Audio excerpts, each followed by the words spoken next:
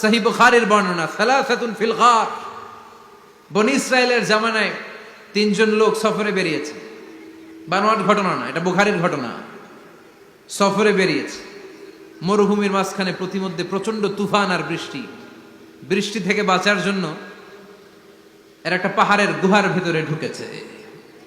হঠাৎ থান্ডার, বজ্রপাত, বিজলি, মুষলধারে বৃষ্টি। বৃষ্টির পানিতে পিচ্ছিল হয়ে উপর থেকে বিশাল প্রকাণ্ড একটা পাথরের খণ্ড এসে গুহার মুখের মধ্যে আটকে গিয়েছে। যেই গুহার মুখ দিয়ে তারা ঢুকেছে, ওইখানে বিশাল একটা পাথর গড়িয়ে এসে উপর থেকে বলল, অন্ধকার, ভিতরে কোনো আলো নাই, কোনো জনমানব নাই, বাঁচানোর কেউ নাই, কিচ্ছু দেখা যায় না, ঘুটঘুটে অন্ধকার। বাইরে থেকে আলো আর অক্সিজেন যে আসবে ওই সুযোগটাও নাই।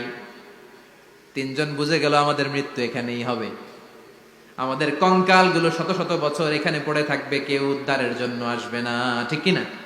বাঁচানোর কেউ নাই, অক্সিজেন যতটুকু আছে কিছুক্ষণ পরে এটাও শেষ হয়ে যাবে। তিনজনের একজন বলল, আমাদের বাঁচানোর কেউ নাই, একজন ছাড়া তিনি কে?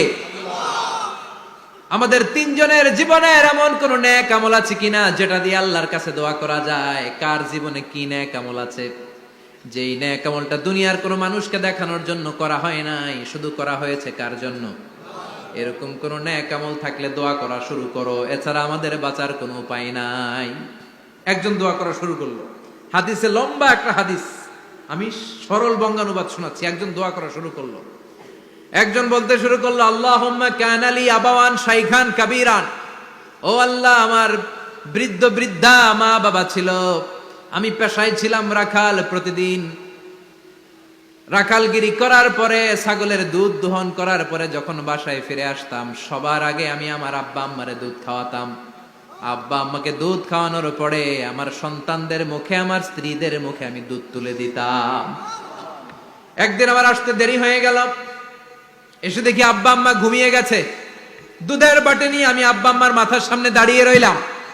মনে মনে ভাবলাম, আব্বা আম্মা যখন ঘুম থেকে জাগবে, আব্বা আম্মারে আগে আমি দুধ খাওয়াবো, তারপরে ছেলে মেয়েরে খাওয়াবো, স্ত্রীদেরকে খাওয়াবো। দাঁড়িয়ে রইলাম, আমার ছেলে মেয়েরা এসে আমার কাছে বললো, আব্বা খাবার দাও, আমি দেই নাই। ক্ষুধার জ্বালায়, ক্ষুধার যন্ত্রণায় পাগল পড়া হয়ে আমার কলিজার টুকরা ছেলে মেয়েগুলো আমার পায়ের মধ্যে পড়ে কাঁদতে লাগলো, আব্বা একটু দুধ দাও, ক্ষুধা লেগেছে। ও আল্লাহ, আমি দেই নাই। ফজর পর্যন্ত দাঁড়িয়ে রইলাম। ফজরের সময় যখন আব্বা আম্মা ঘুম থেকে উঠলেন, সবার আগে আব্বা আম্মারে দুধ খাওয়ালাম, তারপরে ছেলে মেয়েদের মুখে তুলে দিলাম। ও আল্লাহ, ও আল্লাহ, ওই দিনে সারা রাতটা আমি দাঁড়িয়ে আব্বা আম্মার জন্য যে দাঁড়িয়েছিলাম, দুনিয়ার কাউরে দেখানোর জন্য নয়, শুধু তোমারে খুশি করার জন্য। ওই রাতের ইবাদতটা যদি তোমার কাছে পছন্দ হয়, ফাররিজ আন্না মা নাহনু ফি, আজকে যেই বিপদে আমরা আছি, বিপদ থেকে তুমি বাঁচাও। বলার সাথে সাথে 1/3, 1/3 পাথরটা ডান দিকে সরে। সুবহানাল্লাহ পড়বেন না? এবার বাইরে থেকে আলো আসতে শুরু করেছে, অক্সিজেন ঢুকতে শুরু করেছে, তাদের মনের মধ্যে স্বস্তি ফিরে এসেছে। এবার দ্বিতীয় জন দোয়া শুরু করলো, আল্লাহ, আমার এক চাচাতো বোন ছিল, এত সুন্দরী, আমার জীবনে এত সুন্দরী নারী আমি দেখি নাই, এত সুন্দরী নারী। ওয়া কুনতু উহিব্বুহু বিআশাদ্দি মা ইউহিব্বুর রিজাল আন নিসা, একজন পুরুষ একজন নারীকে যত ভালোবাসতে পারে আমি ঠিক ততটা ভালোবাসতাম আমার এই সুন্দরী কাজিনকে, চাচাতো বোনকে। কিন্তু আমার মনের কথা আমার চাচাতো বোনরা আমি বুঝাতে পারি নাই। একদিন লজ্জা শরমের মাথা খেয়ে চাচাতো বোনরা আমি বললাম, তোরে আমি বড্ড ভালোবাসি, একান্তে আমি তোরে চাই। চাচাতো বোন বলল, এত এত স্বর্ণ মুদ্রা যেদিন জমাতে পারবা ওই দিন আমারে পাবা। এবার আমি স্বর্ণ মুদ্রা জমাতে লাগলাম, জমাতে জমাতে জমাতে জমাতে বছর শেষে স্বর্ণ মুদ্রার থলে নিয়ে চাচাতো বোনের হাতে দিলাম। চাচাতো বোন আমার অপকর্মে রাজি হয়ে গেল। গোপন একটা রুমের ভেতরে আমরা ঢুকলাম, দুইজনেই জামা কাপড় খুলে নেকেড হলাম, জিনা করব, পাপ কাজ করব। একেবারে ফাইনাল ডেস্টিনেশন আমরা চলে গেলাম। পাপ কাজ যখন আমরা শুরু করব, ইন দা মিন টাইম আমার চাচাতো বোন আমার ডেকে বলে, ও আমার চাচাতো ভাই, ইত্তাকিল্লাহ, ইত্তাকিল্লাহ, আল্লাহরে ভয় কর, আমার সতীত্ব নষ্ট করে দিস না। আল্লাহ ওই মুহূর্ত থেকে ফিরে আসা কোনো পুরুষের পক্ষে সম্ভব ছিল না। ইত্তাকিল্লাহ, এই বাক্যটা শুনে, তোমার আওয়াজ শুনে আমার কলিজার মধ্যে কাঁপুনি ছুটে গিয়েছে। তোমার নাম শুনে আমি আর ধৈর্য ধারণ করতে পারি নাই, চিৎকার মেরে জামা পেড়ে ওই ঘর থেকে বের হয়ে গেলাম। ও আল্লাহ, শুধুমাত্র কেবলমাত্র একমাত্র তোমার ভয়ে ওই দিন আমি আমার চাচাতো বোনের সাথে পাপ কাজে লিপ্ত হই নাই। আল্লাহ রে, ওই দিনের আমলটা যদি তোমার দরবারে কবুল হয়ে থাকে, আজকের বিপদের দিনে তুমি আমাদের বাঁচাও। বলা মাত্রই এই দোয়া আল্লাহর কাছে এত কবুল হয়েছে, কারণ আল্লাহর ভয় এটা পৃথিবীর সবচেয়ে বড় ইবাদত। চিল্লায় বলেন ঠিক কিনা? যাদের হৃদয়ে আছে আল্লাহর ভয়, তারা কভু পথ ভুলে যায় না। আল্লাহর প্রেম ছাড়া এই দুনিয়ায় কারো কাছে কোনো কিছু চায় না। ঠিক কিনা? আল্লাহর ভয় আল্লাহর কাছে সবচেয়ে বড় প্রিয় ইবাদত। আল্লাহর কাছে দোয়াটা এত পছন্দনীয় হয়েছে, মুহূর্তের মধ্যে 2/3 পাথরটা গুহার মুখ থেকে ডান দিকে সরে যায়। 2/3 পাথর এখন সরে গিয়েছে। এবার তারা বেরোতে চেষ্টা করলো, দেখা যায় হাত বেরোয়, কারো পা বেরোয়, মাথা বেরোয়, কিন্তু পুরো বডিটা নিয়ে বেরোয়া যায় না। বাকি আছে কয়জন? কথা কন। এবার 3 নাম্বার লোক দোয়া করতে শুরু করেছে, আল্লাহ ইন্নী ইস্তাজারতু উজারা ফাদাফাতু সামানাহুম। আল্লাহ, আমি অনেকগুলো শ্রমিক ভাড়া করেছিলাম, তাদেরকে দিয়ে কাজ করিয়ে তাদের ঘাম শুকিয়ে যাওয়ার আগে প্রত্যেকটা শ্রমিকের পারিশ্রমিক আমি দিয়ে দিয়েছি। সবগুলো শ্রমিক আমার কাছ থেকে পারিশ্রমিক বুঝে নিয়েছে, একজন ছাড়া। একজন না নিয়ে চলে গেছে। তার টাকা তারে আমি বুঝাই দিতে পারি নাই। তার রেখে যাওয়া টাকা দিয়ে আমি কয়েকটা ছাগল কিনলাম। ওই ছাগল পালতে পালতে বাচ্চা দিল, আরো বাচ্চা দিল, দিতে দিতে বিশাল ছাগলের ডেইরি ফার্ম বানালাম। 1 যুগ পরে ওই শ্রমিক এসে বলে, হে আমার মালিক, 12 বছর আগে তোমার কাছে কাজ করেছিলাম, টাকা কিন্তু নেই নাই, টাকা দাও। আমি বললাম, ওই যে বিশাল ছাগলের বড় একটা ডেইরি ফার্ম দেখা যায়, পুরো ডেইরি ফার্ম তোমার, ডেইরি ফার্মটা তুমি নিয়ে যাও। শ্রমিক আমারে বলতে লাগলো, তাস্তাজিউ মিন্নি, আমার সাথে ঠাট্টা করো নাকি? একদিনের পারিশ্রমিক দিয়ে ডেইরি ফার্ম হয় নাকি? যতটুকু টাকা তোমার কাছে আমি 12 বছর আগে পেতাম, ততটুকু দিলেই চলবে। তারে আমি বুঝিয়ে বললাম, তোর টাকা দিয়ে ছাগল কিনেছি, ছাগলের ব্যবসা করে ডেইরি ফার্ম বানিয়েছি, একটার পর একটা ছাগল বাচ্চা দিতে দিতে আজকে হাজার হাজার ছাগলের এই ডেইরি ফার্ম, পুরো ডেইরি ফার্মটা আমি তোরে দিয়ে দিলাম। বলা মাত্রই শ্রমিকটা ডেইরি ফার্ম নিয়ে চলে গেল।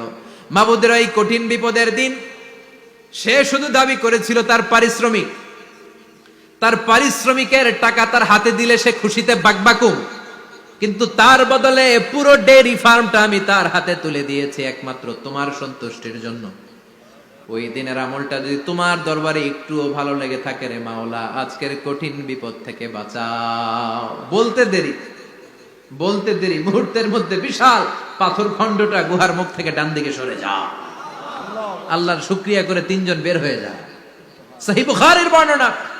আপনার জীবনে এমন কোন নেক আমল যদি থাকে যেটা শুধু আল্লাহরা দেখানোর জন্য করছিলেন, আমরা আমল করব অবশ্যই দেখানোর জন্য, তবে মানুষকে নয়।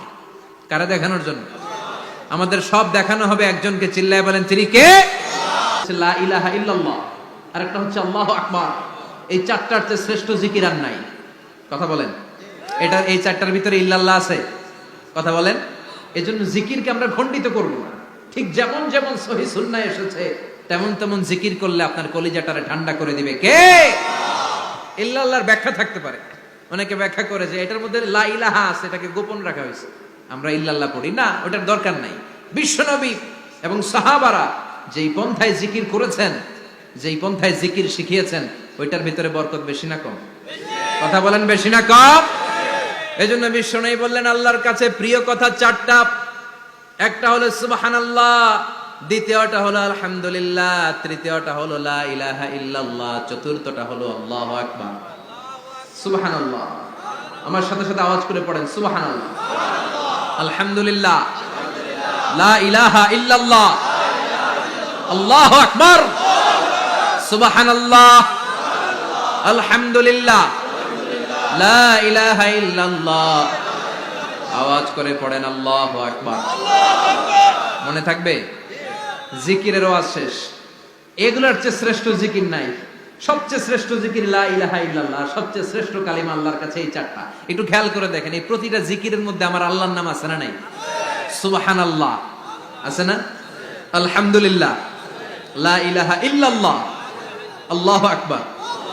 আল্লাহ ছাড়া, আল্লাহর নাম থাকবে না, যেই শব্দের মধ্যে ওই সমস্ত নাম আর হুই হুই হুই হুই এগুলো দিয়ে কোনো জিকির করা যাবে। আবার আব্দুল্লাহ ইবনে আমর ইবনুল আস বর্ণনা করেন, বিশ্বনবী যখন জিকির গুলো করতেন, আমি বিশ্বনবীকে দেখেছি বিশ্বনবীর আঙ্গুলের কড়ায় জিকির গুনতেন। সুবহানাল্লাহ পড়েন। দেখতেছেন আমার হাত দেখা যায়, দেখা যায়, দেখা যায়। রাআইতুন নাবিয়্যা, আব্দুল্লাহ ইবনে আমর ইবনুল আসের বর্ণনা, রাআইতুন নাবিয়্যা ইয়াকিদু তাসবিহা বিয়ামিনিহি, আমি বিশ্বনবীকে ডান হাতের গিড়ার ভেতরে তাসবিহ গুনতে শুনেছি, তাসবিহ গুনতে দেখেছি। সুবহানাল্লাহ পড়েন। এখন আমরা লম্বা তাসবিহ ছড়া নেই না, এটা জায়েজ, কিন্তু শ্রেষ্ঠ হচ্ছে হাতের গিড়ায় গণা। এই প্রতিটা গিড়া in the day of judgement আপনার পক্ষে সাক্ষী দিবে। মনে থাকবে? কিভাবে গুনবেন? বা হাতে না ডান হাতে? ডান হাত উঁচু করেন সবাই, এইভাবে। নামাজ শেষ, আল্লাহু আকবার পড়ে 3 বার ইস্তেগফার পড়ে গণা শুরু, এইভাবে সুবহানাল্লাহ।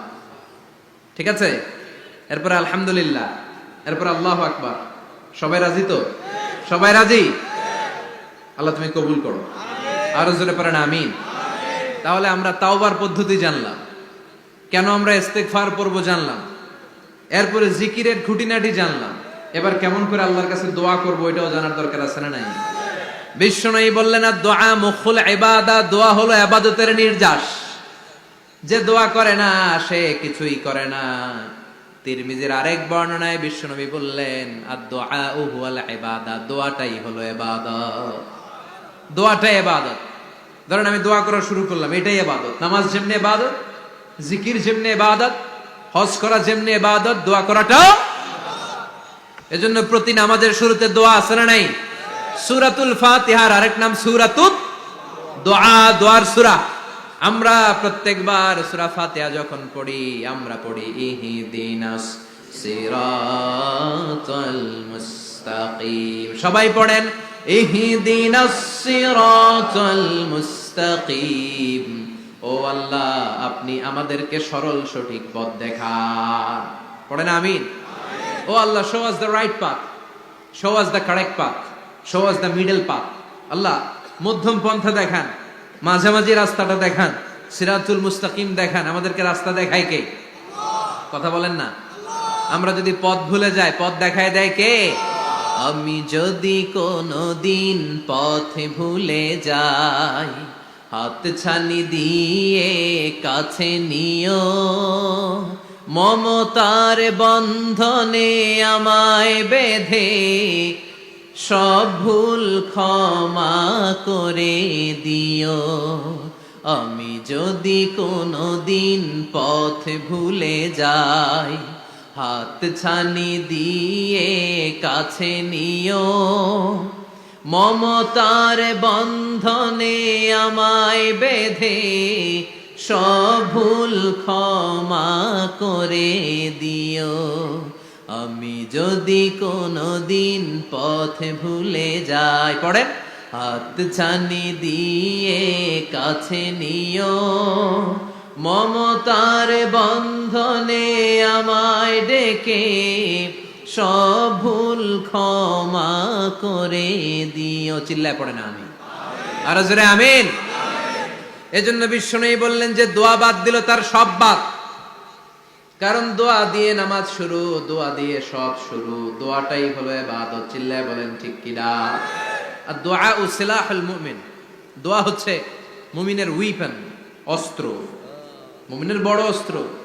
যেখানে সবকিছুর দৌরাত্ম্য শেষ, ওইখানে দোয়ার দৌরাত্ম্য শুরু। যেখানে সবকিছুর কারিশমা শেষ, ওখান থেকে দোয়ার কারিশমা শুরু। এরকম অনেক ক্যান্সারের মতো দুরারোগ্য ব্যাধিতে আক্রান্ত, ডক্টর ফাইনালাইজ করে দিয়েছে বাঁচবে না, 2 মাস বাঁচবে। কয় মাস? কথা বলেন। মাত্র 2 মাস সে বাঁচবে। তারপরেও দেখা গেছে লোকটা 7 বছর বেঁচে ছিল। আছে না নাই? দোয়া, the power of দোয়া। Everything is pre-written, but by supplication is it's rewritten. সবকিছু আগে লেখা থাকে। মহাবিশ্ব সৃষ্টির 50,000 বছর আগে আমাদের ভাগ্যে কি ঘটবে সব লিখে রেখেছে কে? সব অপরিবর্তনীয়। কিন্তু এই তাকদিরেরও কিছু জিনিস আল্লাহ চেঞ্জ করে দেয় দোয়ার বরকতে। এজন্য দোয়া করার দরকার আছে না নাই? মায়ের কাছে দোয়া চাবেন, মায়ের দোয়া আল্লাহ ফেরায় না। মজলুম ব্যক্তির দোয়া আল্লাহ ফেরায় না। মুসাফিরের দোয়া আল্লাহ ফেরায় না। যিনি রোজা রেখে দোয়া করেছেন তার দোয়া আল্লাহ ফেরায় না। এজন্য বেশি বেশি আল্লাহর কাছে দোয়া করতে রাজি আছেন তো? কিন্তু দোয়াটা হইতে হবে সিনসিয়ার, একনিষ্ঠ দোয়া।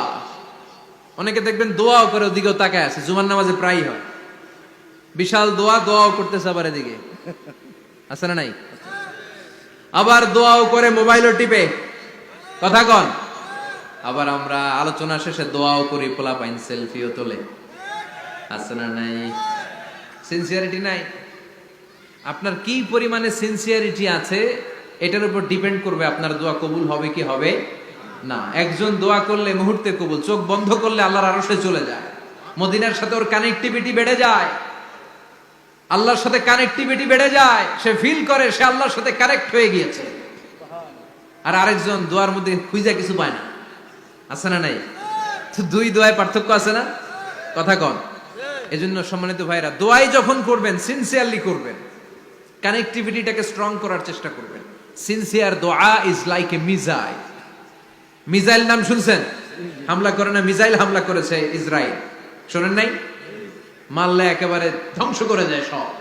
এই মিসাইল হামলা, ড্রোন হামলা, এগুলো লক্ষ্য বস্তু ভেদ করে ভয়ঙ্কর ভাবে, ইঞ্চি ইঞ্চি, মাইক্রো ইঞ্চি মেপে মেপে এমন ভাবে এই বোমাটা মারবে, ঠিক জায়গা মতো এটা ফিট হয়ে যাবে। তেমনি দোয়ার মতো আপনি যদি দোয়া করতে জানেন, একনিষ্ঠতার সাথে সিনসিয়ারিটি সাথে যদি দোয়াটা করে ফেলতে জানেন, এই দোয়া মুহূর্তে আল্লাহর আরশে যেয়ে নক করবে। সুবহানাল্লাহ পড়েন। আর মুমিনের দোয়া কখনো ফেরত যায় না, দোয়া করলেই মুমিনের দোয়া কবুল করে নেয় কে? আপনি জীবনে যত দোয়া করছেন সব কবুল। All of your supplications are accepted. Whatever you have supplicated to your Lord, যাই চেয়েছেন সব কবুল। অনেকে বলে হুজুর এটা একটা কথা কইলেন, সব দোয়া বুঝি কবুল? কত দোয়া করলাম, জীবনে কত কিছু চাইছি, কই কিছুই তো দেয় নাই, এরকম আছে না নাই? অনেকে বলে হুজুর কত চাইলাম আল্লাহ আমার দিল না। 5টা আল্লাহ মেয়ে দিয়েছে, একটা ছেলের জন্য কাবাঘর ধরেও দোয়া করে আসছি, হাজরে আসওয়াদ ধরে দোয়া করে আসছি, মুলতাজামে দোয়া করে আসছি, আরাফাতের ময়দানে দোয়া করছি, কই আল্লাহ দিল না। আর আপনি ওয়াজে কোন যত দোয়া করছেন সব কবুল করে নিছে কে? কন্ট্রাডিক্ট হয়ে গেল না?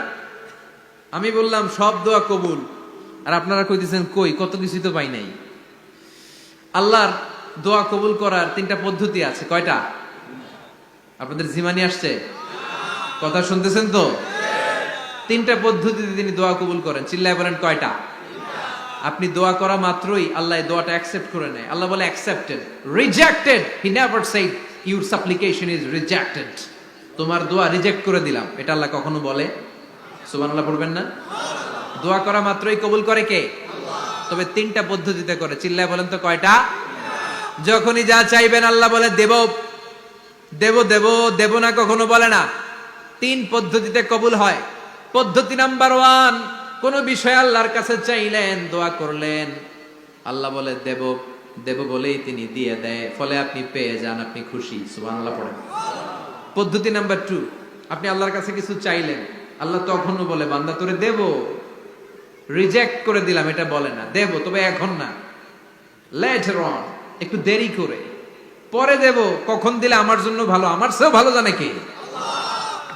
তাইলে মাঝে মাঝে সাথে সাথে দেয়, মাঝে মাঝে দেরি করে দেয়। পদ্ধতি নাম্বার 3, আল্লাহর কাছে দোয়া করলেন, আল্লাহর কাছে কায় মনোবাক্যে চাইলেন, তখনও আল্লাহ বলে বান্দা আমি দেব, তুই নিরাশ হইস না, তবে এখন দেব না, দেরি যেদিন বিপদে পড়ে যাবি ওই দিন দেব। যেদিন পিতা সন্তানরে চিনে না, সন্তান পিতারে চিনবে না, পীর সাহেব মুরিদরে চিনবে না, মুরিদ পীর সাহেবরে চিনবে না, মুসল্লি ইমাম সাহেব চিনবে না, ইমাম মুসল্লি চিনবে না, নেতা কর্মী চিনবে না, কর্মী নেতারে চিনবে না। চিল্লা এখন ঠিক কিনা? কেউ কাউরে চিনবে না, কেউ কাউর কোনো উপকারে আসতে পারবে না। ওই কঠিন দিনে তোরে আমি দেব রে গোলাম। তাহলে এই যে এতগুলা দোয়া ছোটবেলা থেকে আনটিল টুনাইট, এর রাত পর্যন্ত যে দোয়াগুলো আল্লাহর কাছে করছেন, লস হয়েছে? চিল্লায় বলেন লস হয়েছে না লাভ? লস না লাভ? আল্লাহ বলে গোলাম চা বেশি বেশি দোয়া কর, উজিবু দাওয়াতাদ দাঈ ইদা দাআন। আমার বান্দা আমার কাছে চাইতে দেরি হয়ে যায়, দোয়া কবুল করতে দেরি হয়, এজন্য বারবার চাইতে হবে। না দিলেও চাবো, না দিলেও হয় একটু পরে দিবে, দেরি করে দিবে, যখন আমার জন্য উপকার হবে ভালো হবে তখন দিবে। তা না হলে কিয়ামতের ময়দানে দিবে। চিল্লায় বলেন ঠিক কি না? বেশি বেশি দোয়া করবেন, সবার জন্য করবেন, নিজের জন্য করবেন, ফ্যামিলি মেম্বারসদের জন্য করবেন, শুভাকাঙ্ক্ষীদের জন্য করবেন, শত্রুদের জন্য বেশি করবেন, হেটার্স যারা আছে ওদের জন্য বেশি দোয়া। আল্লাহ যেন এগুলোর হেদায়েত দেয়। ইসলাম বিরোধী যারা এদের জন্য দোয়া, হিন্দু বন্ধু থাকলে এদের জন্য দোয়া, হেদায়েতের দোয়া। ঠিক কিনা? সবাই সবার জন্য দোয়া করেন। অনেকে কয় হুজুর আমি আরেকজনের জন্য করবো কেন, হ্যাটটা হ্যাঁ করবো, আমার দোয়া আমি করুম, আছে না নাই? না, আপনি তার জন্য করবেন। আপনি যদি আপনার ভাইয়ের জন্য দোয়া করেন, ফেরেশতারা বলে ওয়ালাকা বিমিসলিন, মানে আল্লাহ সে তার ভাইয়ের জন্য যে দোয়া করলো এই দোয়াটা আগে তার জন্য তুমি কবুল করে নাও। আপনি যদি দোয়া করেন আল্লাহ আমার ভাই অসুস্থ, তুমি তারে সুস্থ করে দাও, ফেরেশতারা বলে আল্লাহ যেই লোকটা দোয়া করলো তার মধ্যে যদি কোনো রোগ থাকে আগে তারে সুস্থ করে দাও, পরে বাইরে। ফেরেশতাদের দোয়া কবুল করে নেয় কে? আপনার দোয়া কবুল হইতেও পারে নাও হইতে পারে, কিন্তু ফেরেশতারা আল্লাহর কাছে দোয়া করলে এটা কবুল হবে না? আপনি যদি দোয়া করেন আল্লাহ আমার ভাইয়ের আর্থিক অবস্থা খুব খারাপ, তারে ধনী বানিয়ে দাও, ফেরেশতারা বলে ওয়ালাকা বিমিসলিন, ও আল্লাহ এই দোয়াকারী তার ভাইয়ের জন্য যেই দোয়াটা করেছে আগে তার জন্য দোয়াটা কবুল করে নাও। সুবহানাল্লাহ পড়ে। এজন্য বেশি বেশি দোয়া করতে রাজি আছেন? বারবার চাইবেন, সকালে বিকালে দুপুরে রাতে শীতকালে গ্রীষ্মকালে সব সময় আমরা দোয়া করব কার কাছে? আল্লাহর কাছে। বারবার চাইলে আল্লাহ খুশি হয়ে যায়, বারবার না চাইলে আল্লাহ রেগে যায়। দুনিয়ার সিস্টেমের একেবারে বিপরীত। আমি যদি এই ভাইয়ের কাছে কোন একটা বিষয় নিয়ে আজকে যাই, ভাই আমারে 1000 টাকা দেন, বিপদে পড়ছি, দিল 1000 টাকা, নেন বিপদ সারেন, উদ্ধার হন। এক সপ্তাহ পরে আবার ভাইজান বড় বিপদে আছে, 1000 টাকা। তারপরে উনি লজ্জায় পড়ে দিবে, আসছে যখন দেই। পরের সপ্তাহে আবার মিয়া সাহেব 1000 টাকা। ওই দিন বলবে ভাই 1000 নাই, 500 নিয়ে যান। কথা কন। এর পরের মাসে যদি বলি ভাই বিপদে পড়ছি, দিবে নাকি? লাঠির বাড়ি আছে না নাই? প্রতি সপ্তাহে সপ্তাহে তোমার বিপদ। কথা কন। তার মানে এই দুনিয়ার সিস্টেম হচ্ছে একটা বিষয় নিয়ে বারবার কারো কাছে যাওয়া যায় না, চাওয়া যায় না, শরম লাগে। কথা কন। কিন্তু আল্লাহর সিস্টেমটা একেবারে উল্টো। আল্লাহর কাছে বারবার না চাইলে তিনি রেগে যায়। তিরমিজির বর্ণনা, ইন্নাহু মান লাম ইয়াসআলিল্লাহ ইয়াগদাব আলাইহি, যে ব্যক্তি কোনো বিষয় নিয়ে বারবার আল্লাহর বিরক্ত করে না তার উপর আল্লাহ রেগে যায়। আর বারবার চাইতে যে লোকটা আল্লাহরে বিরক্ত করতে চায় তার উপর আল্লাহ খুশি হয়ে যায়। এজন্য চাবেন আল্লাহর কাছে আজকে থেকে, চাবেন। দোয়া করলে যে কবুল হয় বিশ্বাস হয় মুসলমান।